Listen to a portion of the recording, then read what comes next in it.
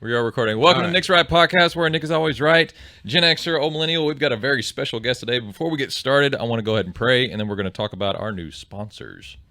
Fabulous. I know. Lord Jesus, thank you for this time. Thank you for another day that we can sit here and jab and talk and have a lot of fun. I ask that you will be glorified through this entire conversation and that you will give us a lot of viral moments. In Jesus' name, amen. Amen. First thing I want to do is promote Patriot Mobile. They are a new cell phone company. I have 16 years of cell phone experience of selling cell phones, and one thing they told me, and of course they're Patriot Mobile, so they're exactly what their name says. They're patriots, America First type of cell phone company, but they have access to all three major networks: AT&T, Verizon, and T-Mobile. They told me something that I never knew, but kind of knew as a salesman is how they work. So they have, I guess you can say, a hierarchy in who has access to the networks. So first responders always have first access. And then there's second access, third access, and so forth. We're with Spectrum. Spectrum, if you're on Spectrum, you're bottom of the barrel.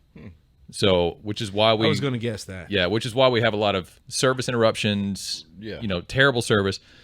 When it comes to Patriot Mobile, on all three networks, they have second. They're right behind first responders for all the customers that they have. If you go to their website and put in the code NRP, Nick's Right Podcast, first month free, and bring your own device.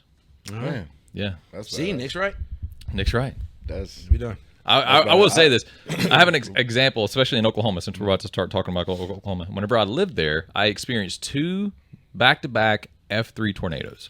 I was always 45 minutes away from them because, first time I was at work in North Oklahoma City, I lived in Moore, it was in Moore. Second time I was home, I was off, and then it was in North Oklahoma City. But one thing I did realize when I was at work, I didn't know that the government could just flick a switch and turn off everyone's cell phones. And the only people who could get on is first responders. But the one thing that did work was your landline. Yeah. So if you don't have a landline, it's all about bandwidth at that point. Yeah. You're done. So special guest today, cool. Guys. We have the great Mark Clayton from the University of Oklahoma. You also played for the Baltimore Ravens, and was it the St. Louis Rams? It was the St. Louis at the time. Yeah, St. Louis Rams. Yeah. Now the LA Rams. I miss them being St. Louis. They've bounced back and forth a couple times. Because they were the LA first, and then they went to St. Louis. Back to LA. And then back to LA. Yeah. Sweet. And before Next will be in Tupelo, watch. It'll be the Tupelo Rams. Before we get started on what we want to talk about, which is Destined, which is the movie we're doing about the Oklahoma 2000 national title team. We've already written the script. We're going to get your perspective on that year, because I know you said you're on because you weren't the star yet. You were the star under Jason White. Yeah, right? Me and Jason, we were on the scout team. You and Jason were on the scout team. Oh, I didn't know he was on the scout team. Yeah, so he was on the scout team. Now, describe what a scout team is. When you say scout team in college, what is that? And so, as a team, you're scouting the other team, and you want to get an idea of what they run, and then you want your defense to get real tangible looks at what they do offensively or defensively. Either way. You were a spy. Special teams, either way. You were spying on them. And so we spied on them, and then we recreated what they did, and we probably did it better than what they did. Yeah. And so it made it great for our defense, because they're going against All-Americans in the future that are really good young, and they were able to go in, and wreak havoc. Oh, gotcha. Okay, so when you're talking about the scout team, I want to go ahead and just pull this out because it's a good transition. Whenever I talked to Patrick Fletcher, and asked him about it, he said that he was asked, because he wasn't on the scout team that year. Correct. He was a backup quarterback. He's like third string, right? Yeah. So, but coach came to him and said, "Hey, we need you on the scout team because we need you to act like Eric Crouch." Eric Crouch was a Heisman Trophy winner that year for #1 Nebraska. And supposedly very fast. He was very fast. I don't know what his 40 was. He was for a quarterback. 4.4. Yeah, as a quarterback. Legit, yeah. And he was recruited as a receiver, not as a quarterback in the NFL, which means he's fast. Oh, yeah. So one thing Patrick Fletcher said is the reason why Nebraska was able to go up 14-0 was because the defense was so used to how fast Patrick Fletcher was off the line, and they kept overshooting the play.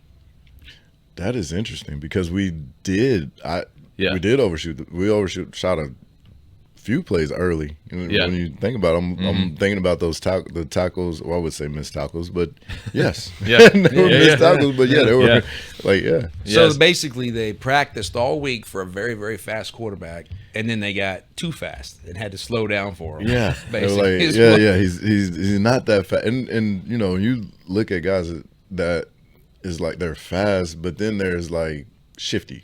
Yeah. Crouch was shifty. He would look like he was fast. He could run, but he was far more shifty than he was fast. Therefore, When you mean shifty, do you mean like scrambling when it comes to like getting out of the pocket? It's like sudden, and so I can make you miss. I'm a left, right. I'm gonna make you think I'm going right, but I'm really going left. And I don't have to be fast to do that. I just have to understand my momentum and your momentum and physics. And I always believe there was sneaky, crafty. Sneaky. I always believe there was a difference between fast and quick. Like you've got fast, and that's just top speed down the field. But quick is that shiftiness. It's like cut, and lean the body, and move, and spin, and all that. And go that way. Yeah. What was your 40? So when I got to Oklahoma, I ran a 4.74. Okay.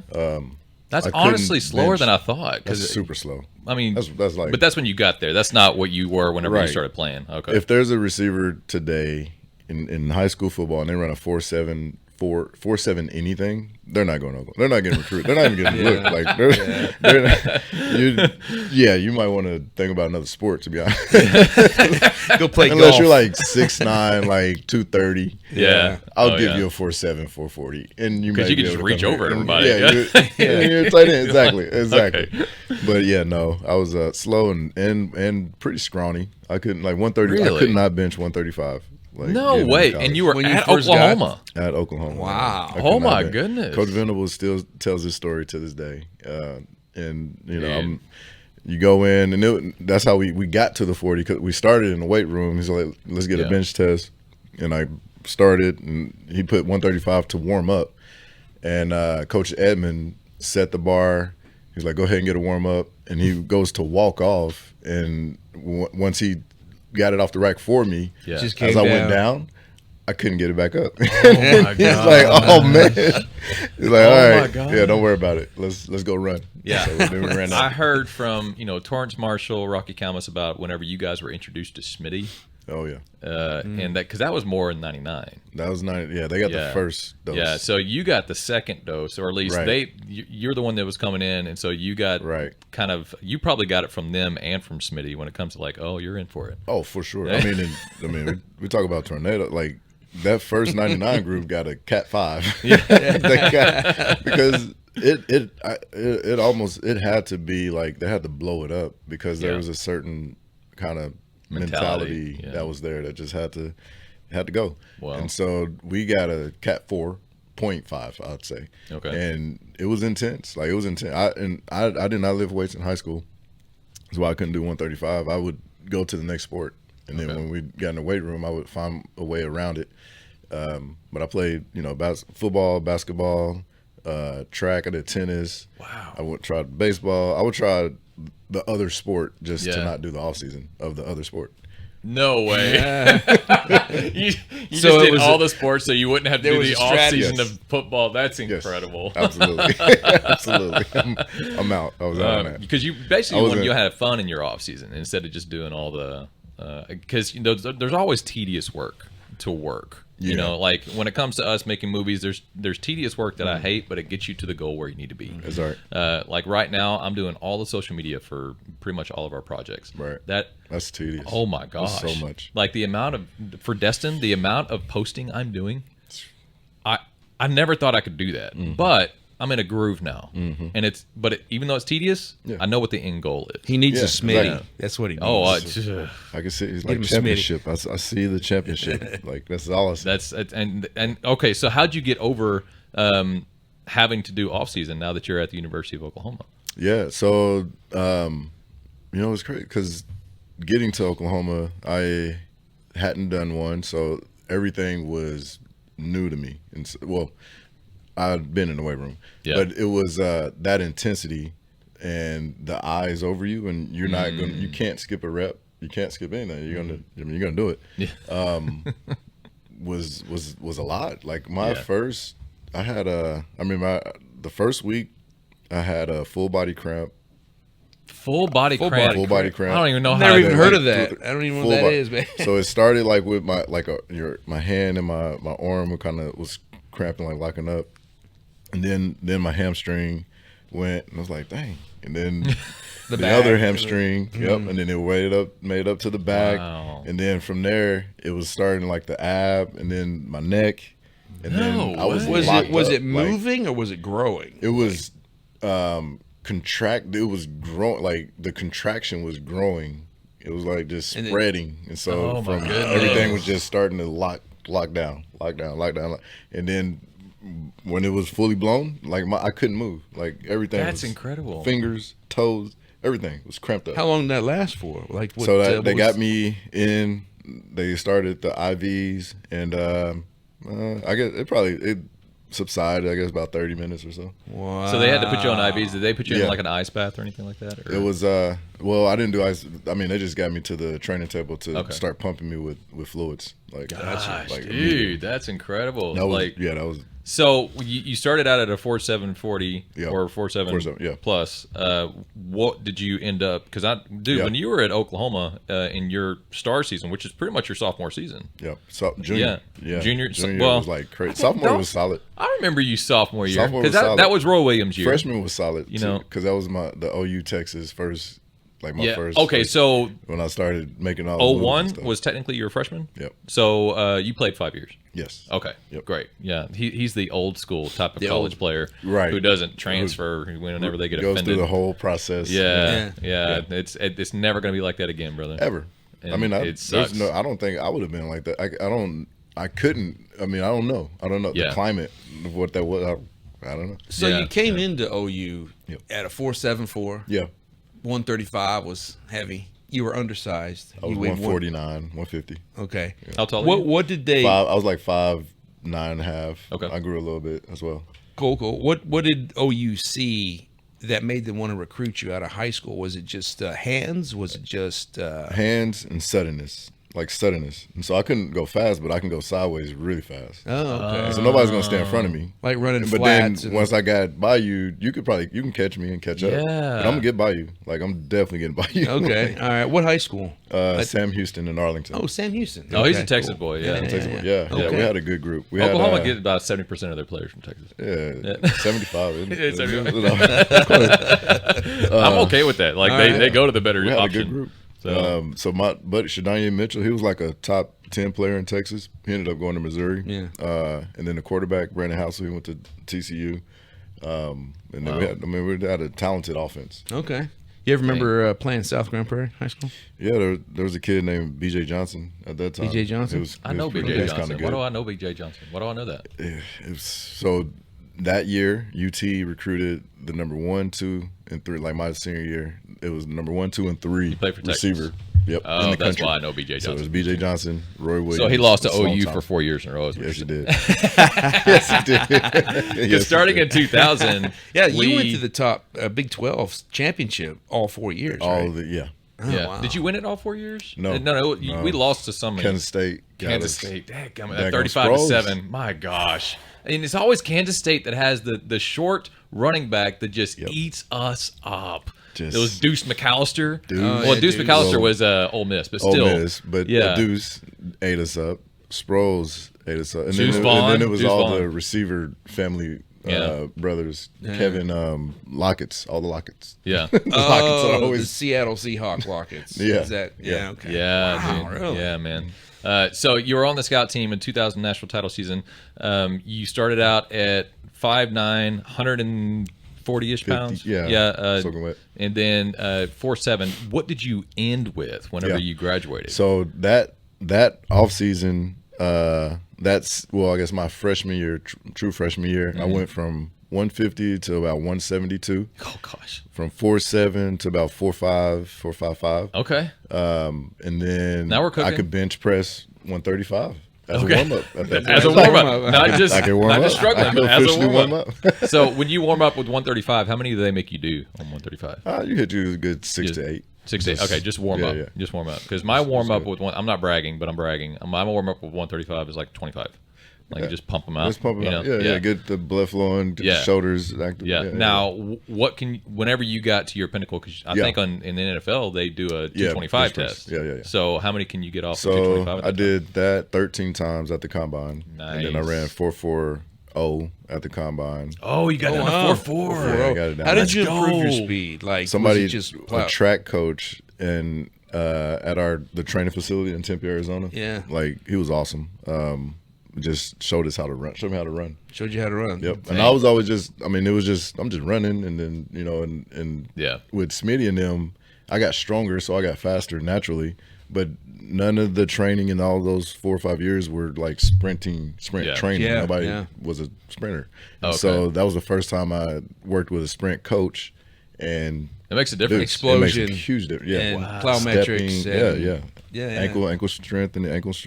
It was like I never did ankle workouts like that. Man, maybe I need that. My ankles are brittle.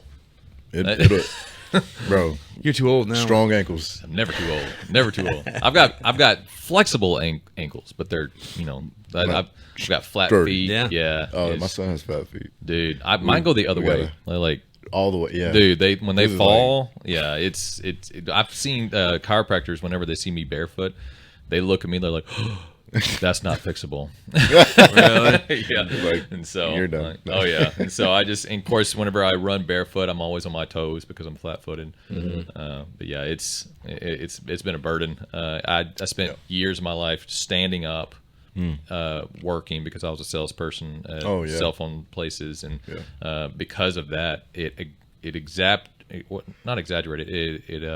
expedited something. Exacerbated. It expedited. Like, it made it quicker to where there's a ligament in my foot that got inflamed that runs from the bottom of my foot all the way up my leg. Yeah. And there was just one day at work because I was standing so much that wasn't supposed to start happening until later in life. Right. But because I stood up so much, it took me off my feet, and I was just standing there like that. Yeah. And I had to go sit down, like it was just shooting pain. And I was like, what? It was just one of those, like, how did that happen? Really? Got an x-ray, and they're like, oh yeah, you have an inflamed ligament, and the only reason it's happening now is because you stand 8 hours a day.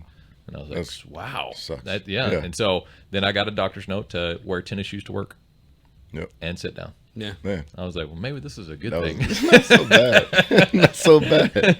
I'm like, I'll take it. So back to Destined. So did you travel with the team whenever No, away games? I got to enjoy them watching. Okay. As a freshman, what about the Texas game? Everybody goes to the Texas game. I didn't even go to the Texas game. No. I was only all the home games. And it was, it was fun because so I ended up at Oklahoma. Prior to that, I'm a backup third string quarterback. My junior year at Sam Houston, and University. Sam Houston High school. Oh, high school. My high Just school. checking. Sorry, no, my high school. Just and so as a third string quarterback, I wasn't expecting to go to my junior year. Like, I'm not planning to go to college. I'm planning to go to the Air Force or service. Whoa. Okay. And so the only reason I got to play was because the starter got hurt and the backup got hurt, and they put me in towards the end of the season. We needed to win a game to go to the playoffs. We played DeSoto. They beat our ass 30-0. Yeah, I remember. It was not. They always beat everybody. And so they moved. Coach was like, "We're going to move you to receiver." And so I played one game at receiver, and then the off season happened, and we played a 7-on-7 tournament at Texas A&M, and I did really well. Like, receiver just clicked. I think being a quarterback and just knowing knowing the offense helped a lot. And then I had hands, and so it clicked in Texas A&M. And then I got a letter from Texas A&M, and then after that, it was just another letter and another letter. Wow! Wow! All because of that one game. Because of that one tournament. Yeah, I'll be done. It was a 7-on-7 tournament, and then got LD Bell. We played them in a scrimmage. Went off like 3 touchdowns, but they were like, I caught a flat route, and then I started cutting back all the way across the field, and then going, I'm weaving. And after that, the offers just went from the Vanderbilts and Georgia Techs to LSU. To OU, and then it was a whole nother world. Wow! So you had all these offers. What made you choose OU? Brent Venables recruited me, and so his tenacity, his Oh, bad. dude, I felt that. Yeah. I was born in Oklahoma City, Okay. So I had a lot of family there. And initially I wanted to go far away just to get out the house and be out. But then it was like, man, I think it'd be cool to, just be fairly close to the family where everybody can come and watch games and stuff. Far enough to where you can't just go home like on a whim, but close enough to where they can come see you. Indeed. Yep. Yeah. And then Steve Spurrier Jr. was awesome because he was just fun. Like it was Wait, Steve Spurrier Jr.? Yep, he's a receiver coach. He was not the receiver coach at OU that year. Oh my gosh, I didn't know that. Dude. Wow. I didn't know that. Oh my Steve goodness. Spurrier Jr. Yeah, because Coach Stoops coached under Steve Spurrier Sr. At Florida and won a national title. Yep. Did you know that? Yep. No, I didn't know that. No, I'm familiar with Steve Spurrier. Now I don't know if that's the same thing as Junior or not. Well, Steve Spurrier Jr. is his son. Yeah. Is his son. Yeah, Steve Spurrier is the one who won the national titles at Florida. Yeah. Bob Stoops was his defensive coordinator at one of those national titles. Okay. And then he got offered the head coach at OU. Mm-hmm. First year, went 7-5, lost the bowl game against Ole Miss, even though we had a heck of a game. That was a heck of a game. Great year. Yeah, and then second year went undefeated and won a national title. I'll be darned. Okay. Yeah. Well, and then connections his all over the place. Third, fourth, fifth, and sixth year, he beat Texas. Yep. A lot with Mark. Yep. Yeah. Yeah, really. We went 5 in a row. We went 5 in a row. Yeah, because 2000 in 1999 we lost to Texas. Yep. That was a story on its own. I don't know if you know that story. That was when the head coach for Texas Tech was our offensive coordinator. Leach. Yeah, Mike Leach. Yep. So Mike Leach was crafty, dude. Mm-hmm. Is that the game where he dropped the book? He dropped the book, yeah. I love this story, man. He decides to go to the other sideline and just act like he's dropping our playbook. Right. And they pick it up. They pick it up. Hilarious. They're going off of this playbook. We go up 17-0. Yeah. And then the offensive coordinator is like, obviously this is fake. We need to adjust. Right. As soon as they adjusted, they started killing us. Wow. And it was embarrassing. But the next year is whenever we remembered all that. And we beat them 63-14. That was a hell of a game. Dude. What were you doing that day? You were at home watching, but what were you doing? 63-14 was a party at, I don't know which frat house it was. It was a frat house? Oh, I'm sure it was. Yeah. I don't know which one it was. But Phi Theta Kappa? Yeah. No, I'm just kidding. Yeah. So we watched the game and we would hang out. We enjoyed college. I got to enjoy college, which I absolutely love. Yeah. Now, there was a house there that from what I understand, it's rumored, or maybe it's true, I don't know. There was an actual football house where all the football players gathered. And I think some of them might have lived there. Maybe it was just off campus, or no, I don't know about that. I know about that? I mean, all I know about is the Bud Wilkinson. Oh yeah. Those were our dorms, but apart from that, I didn't know. Oh really? What do you? Or wasn't cool. You did some research to find this out. How'd you find that out? I thought it came from your mom. She said there was a house. No, Mom. You remember Mom, Robin? Oh, yeah, yes. that's my mom. Okay. Robin with 2 B's is how everybody says it. Yep. So she mothered. I guess that's the right word. Like she was kind of like the away from home mother to a lot of the football boys, especially in the first part of the decade in the 2000s. Mm-hmm. And she had eventually become a frat house mom to one of the frat houses. Oh, okay. So she lived at one of the frat houses. But there was I don't know about her saying anything about there's a place. It's in the movie. Well, yeah, but that's just cinematic, whatever. All right. I mean, I thought it was you got a Hollywoodized thing. Yeah. We wrote a scene where he wrote a scene where like they all just show up to like play video games and P. Fletcher's got his video camera because he was recording everything that year. I don't know if you remember that. Yeah. He had his camcorder everywhere he went, and he actually did a small documentary. Oh, really? On that year, and I had some really cool raw footage. Man, that's how a lot of that's cool. A lot of the characters are introduced that way. Nice, just through that sort of home video effect, the home video look. He has that, or he had that. Yeah. Just for everyone to know, so everyone who's watching, P. Fletch has recently passed away. Mm-hmm. God rest his soul. I know he's with Jesus right now. He was one amazing person because I barely knew him, and he was just all in. Like, you know what? Like let's do this. And he gave me everyone's number that he could possibly get me. He was the sole reason while I was able to get like 10 different interviews with 10 different football boys.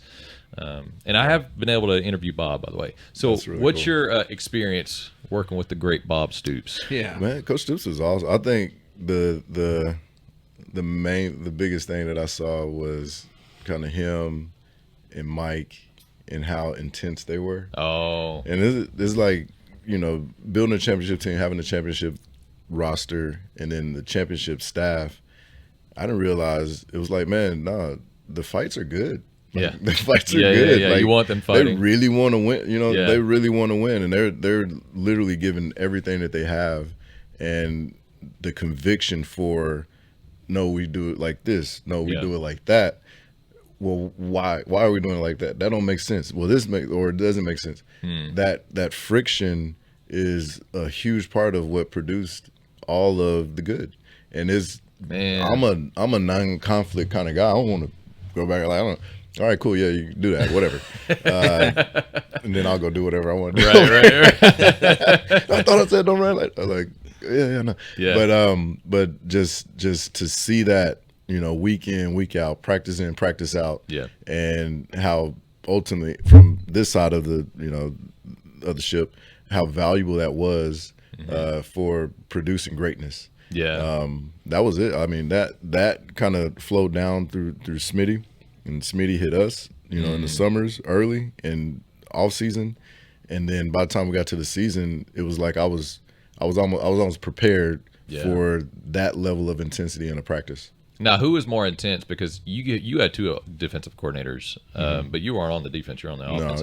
Mark Mangino? We could hear him. Mangino was fiery. He was super fiery. He couldn't. Yeah, he wanted perfection, and yeah, he did. And I think that ultimately was really how I got in the field my redshirt freshman year. Yeah. But dealing with him, listening to him, yap and go after it was like, man, this dude he don't take no shit. No, dude, yeah. You got to know he expects you to know everything because we drill it in y'all. Like, you're not going to come out here. Plus, these games are, we're winning. It's not about, it wasn't like if, it was like we're winning the game, and either you're going to help us do that or we're going to get somebody else in there that will. Oh, I love that mentality. I feel like that mentality's been lost. Yeah, no, I'm the only one that thinks that. Okay, no, yeah, for sure, for sure. Yeah. Some business decisions. Do you are think made with it happens? Yeah. with the new way that they're doing college football because they're paying players now. See, It's that's no what longer I was college. gonna say, It's yeah. pro now. Oh, yeah. Do you think, since you are in the NFL, do you think that they will be able to have that kind of mentality of like, well, if you don't do it, we'll pay somebody else to do it? Yes. Okay. Oh, yeah. I think there's going to be. I think there'll be a little bit more formality to it. Okay. Contract wise, there'll be clauses. There'll be clawback stuff. There'll Okay. be players will be held accountable. They're becoming real pro athletes. Yeah. And Yeah. you have to uphold your contract. And after that, though, there's a level of coach that I think is still out there. Okay. That is I know we're paying you, Like, but basically no nonsense. if we don't Like, win, I don't have a job. We don't have a job. My staff don't have a job. Yeah. And we're here to win ball You games. stop getting Well, paid. I mean, it's a performance-based industry. So if you don't perform, guess If you don't what? perform, I mean, you're going to go. I mean, it's the same thing whenever I was a cell phone salesman. If I didn't perform, then I could be Right. written up or fired or whatever. Like, it's a performance-based industry. It's just a lot more pressure in the college and pro. Just a little bit. I mean, but when you're dealing with millions of dollars that you're getting paid, I mean, It's tough. I can totally understand the mentality. So. I think the most recent kind of situation that would say, like, okay, that'd be a hard pill to swallow is in the NFL with Anthony Richardson. Number 4 overall pick. Huge. Like, they're trying to put the franchise on your shoulders, Oh yeah. and he's not starting this year. Daniel Jones is. What team is that? Colts. Colts. Okay. What's the logic there? Because you always hear about, especially owners, they put so much investment into one player. They want that player on the field. That's right. But in this particular case, it's not like that. It ain't. Because so why? the staff believes Daniel Jones gives this team a better chance to win ball games than Anthony Richardson. Dang. Simple. And and the staffers, they're rolling the dice on that, which, to eat it and say, man, maybe we threw him out there too soon. Yeah. Maybe, we picked him too soon. Maybe, I don't know. But he's not ready yet. Yeah. And this is year 2, 3, whatever it is. Yeah. So in college, I don't think it's going to be any different. Yeah. Well, it's like the Jackson Arnold situation. Yeah. Yeah. Precisely. He got recruited as number 1, and he was getting paid, and he just could not perform. Couldn't perform. Or he just performed the wrong way, which is coughing up the ball. Don't get me wrong. I know he has a lot of pressure on him. No doubt. But fumbles. You can't do that. You can't do that. And you can't, like, those. As a fan, I yell at the TV because I'm like, you have a wide open dude downfield and you're not throwing it to the wide open dude. You're wanting to put it down the middle where the guy that's triple covered. Are you kidding me? And so as a fan, I'm yelling at the TV. Yeah. But I also know that Jackson Arnold's not the tallest guy. That's fine. There's a lot of guys that are not the tallest guy. They know And how to get the that's ball also to the guy that's open. Yeah. Thank you. That's not an excuse. Yeah, it can't be an excuse. Even though, because I always want to see both sides. I'm like, I understand he's a shorter guy, but I'm sorry, dude. Like, just freaking throw the ball. Yeah. This game has been played by so many quarterbacks that are 6 foot and under and done well. Kyler Murray. Today, you got Baker Mayfield. Kyler. DeVito. There's Doug Flutie. Flutie, I remember that guy. Doug Flutie. He was a hero of mine, man. Dude, and he's like like 5'7". Yeah, super short. Unbelievable. Yeah. Unbelievable. Yeah. So there's no excuse. Yeah, there's no excuse though. But yeah. Okay. So what are the odds of a player coming out of college having made so much money, X amount of dollars, going into the pros, where the idea has always been, I go to the pros to make money, and then start making less than they were making? I was so thinking about that before this. It will happen because college talent doesn't always transfer. That's right. And so there's going to be your quarterbacks that are going to make more money than they do their rookie year, second year, and third year in the league. Wow, for sure. 1,000%. That's what could have happened there is the quarterback that came from Iowa State, Brock Purdy. All right. Like he plays better in the NFL. Yep. Than he did in college. Yep. So that's kind of, and he didn't get paid a lot. Like, see, the whole idea, that's what's supposed to happen. That's the natural progression. You go from college to the NFL and you start playing better, right? But he was great. He was great in college. Don't get me wrong. He was playing for the wrong team. But, fair. Yeah. He had some good talent around him. Yeah. Too. Like he did really well in college. He did. But he got recruited and he didn't get paid a whole lot his first and second year. He's like less than $1 million a year. Oh, for sure. Yeah. He was but like then he got a 5th or 6th round? Something like that. Yeah. But he got second string. I think he won second string, but then the leading quarterback got hurt and he stepped in and he started just. Right. He was dealing. Oh, dude. Yep. And so never looked back. Man, I love that because I'm not a big Iowa State fan, but I love Brock Purdy's just demeanor and his leadership. Yeah. And he always gives the Lord praise. And so does. anytime, I have to ask you a question. There's one question that I asked all the football boys that year, and yours is more from an outside perspective because you're the scout team. But one of the questions that I asked him is, do you believe in the 2000 national title year that the reason for their cohesiveness as a unit was because of their faith in Jesus? Of course. I mean, it's, in any locker room, there is a group of men that are believers. There are a group of men that are not believers. Yeah. But in those places, the believers understand and know that all of this is by his grace. All of it. There's nothing that's not happening in here that's not by his grace. And even the experience of the non-believers with us is by God's grace. That's his grace toward them as non-believers. And we get to love on each other. We get to fight with each other. We get to be real people and not perfect people and profess our faith in Jesus Christ. Dude. Like it's really like, it's a cool dynamic, which I love, and which I think like if the locker room, if the world somewhat looked like a locker room where everybody has these different beliefs and I don't necessarily believe what you believe, but we can work together. Yeah. We can go, work at something together.